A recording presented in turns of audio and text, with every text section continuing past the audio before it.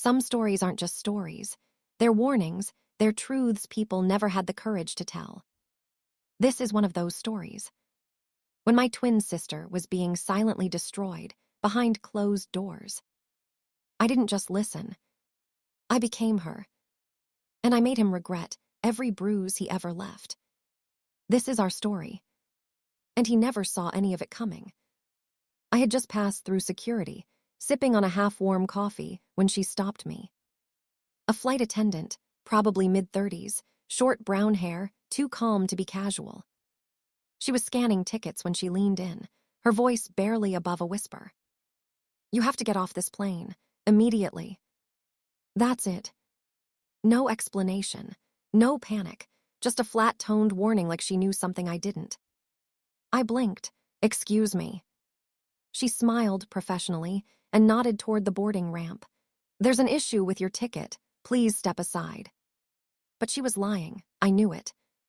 My boarding pass was fine, printed perfectly. My ID matched. My seat was 12A window. This trip was booked weeks ago. No reason to be flagged. Still, something about her eyes unsettled me. They weren't fearful, more like regretful. I glanced at the other passengers behind me. Normal folks, businessmen, college girls, couples holding hands. No real tension. Everyone was moving inside as if nothing was wrong. I should have walked away. But you know when you've planned for something for so long, booked time off work, packed your life into a carry-on, and told yourself this new city would finally change everything. That was me. And I wasn't going to let one strange whisper and a polite fake smile stop me. So I did what we all do when our gut screams and our pride answers louder. I smiled back and said, "I'm okay. I'll board now." She raised her hand, almost reflexively. Her lips parted again like she wanted to stop me. But she didn't. The seatbelt sign flashed its way to silence. The plane's massive body hummed across the runway as if nothing about this flight was wrong. But something was. The woman beside me was staring at her phone, scrolling, but with her screen off. Her thumb moved, but the display remained dark. Behind us, a child was crying, not the usual tired, high-pitched cry, but soft, scared sobs muffled by what sounded like whispered warning. I tried not to overthink it. I told myself this was anxiety, maybe a bit of mental overreaction from whatever the gate agent had said. Maybe she had mistaken me for someone else. But then I saw the same flight attendant, the one who whispered at the gate, walking down the aisle. This wasn't her assigned area. She wasn't even in uniform now. She had a jacket on, casual, like a traveler. She walked past me slowly, pretending to check her bag in the overhead. Then she slipped a folded napkin into the seatback pocket in front of me. She didn't look at me, she didn't stop, just moved on. I hesitated. My heartbeat, loud. My instincts, screaming. I took the napkin out and unfolded it under my tray, shielding it with my arm. One sentence, scribbled quickly in blue ink. "You were never supposed to be on this plane." I looked up immediately. She was gone. 2 rows up, already turning back now. My chest tightened. I looked around again.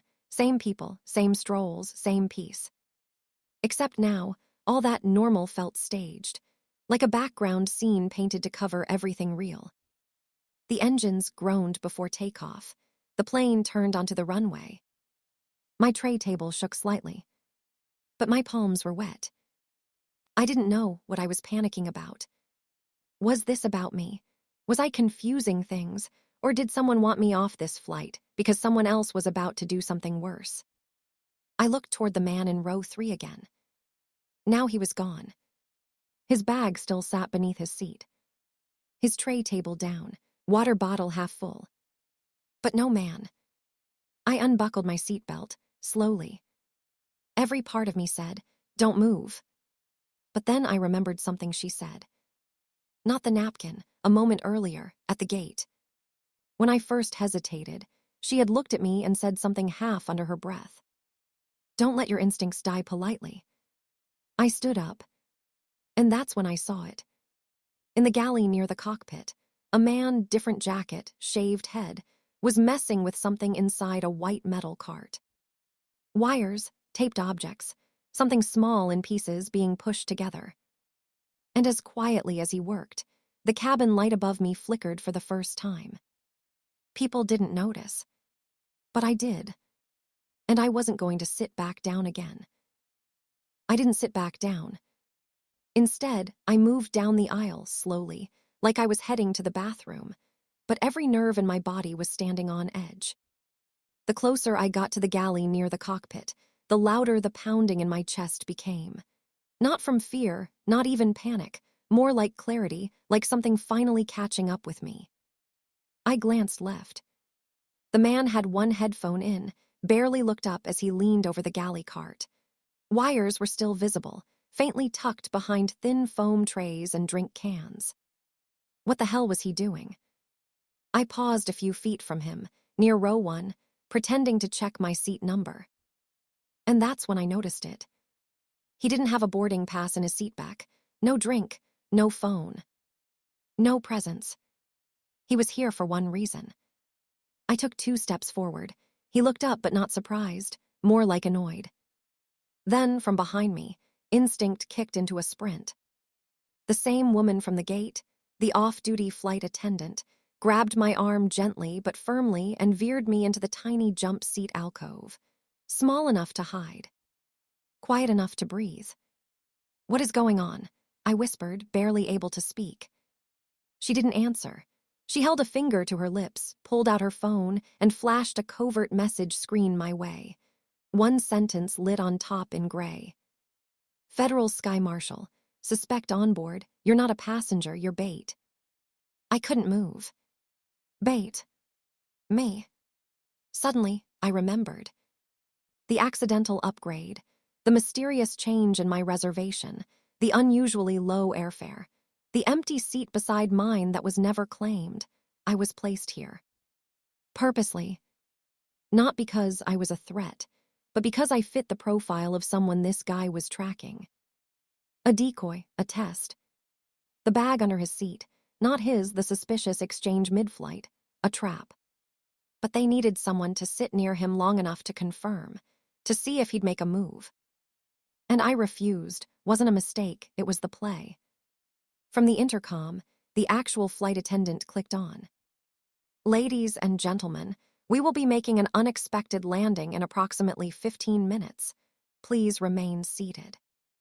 I watched as 2 men in plain clothes from row 7 casually stood up and walked forward without alert. The man in the galley cart didn't run, didn't speak.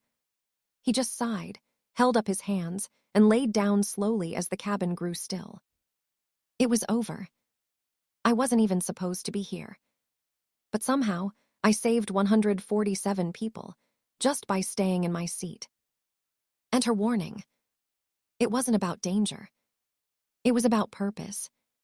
If you've ever loved someone through their pain, if you've ever stood tall for someone who felt too small to fight, then you already know.